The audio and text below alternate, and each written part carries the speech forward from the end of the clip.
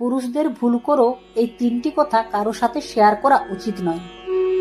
স্বয়ং শ্রীকৃষ্ণের বলা আত্মসম্মান বজায় রেখে অপমান থেকে বাঁচা, সেই 3টি কথা জানার আগে শ্রীকৃষ্ণের ভক্তরা ভিডিওটিতে একটি লাইক করে কমেন্টে জয় শ্রীকৃষ্ণ অবশ্যই লিখে যাবেন।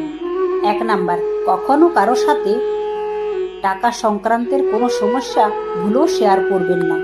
কারণ এই দুনিয়ার সাহায্যের থেকে পেছনে হাসাহাসি করা ব্যক্তির সংখ্যা বেশি, ফলে এতে আপনারই সমাজে সম্মান নষ্ট হবে। 2 নাম্বার, পুরুষদের কখনো বাইরে লোকের সামনে তার স্ত্রী বা সন্তানদের নিন্দা করা একেবারেই উচিত নয়।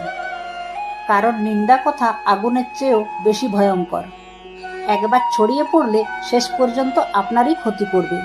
3 নাম্বার, আপনি যদি জীবনে কোনো কারণে অপমানের সম্মুখীন হন, তাহলে তা গোপন রাখতে শিখুন। কারণ বন্ধু ভেবে যার সাথে আপনি এই কথা শেয়ার করছেন, পরে সে আপনার শত্রু হয়ে এটাই ব্যবহার করতে পারে।